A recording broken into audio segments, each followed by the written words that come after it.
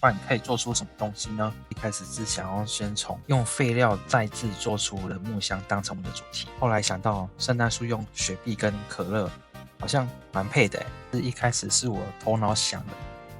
既然我们的可乐跟雪碧都有了，那我们就只差在木箱。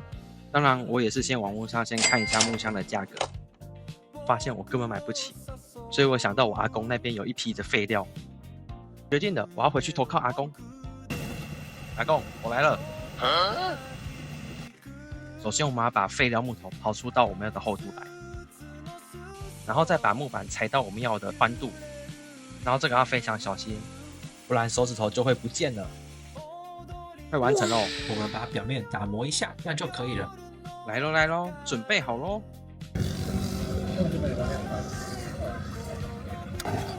把所有的木箱拼接在一起，变成一个圣诞树。好，进来，动过去。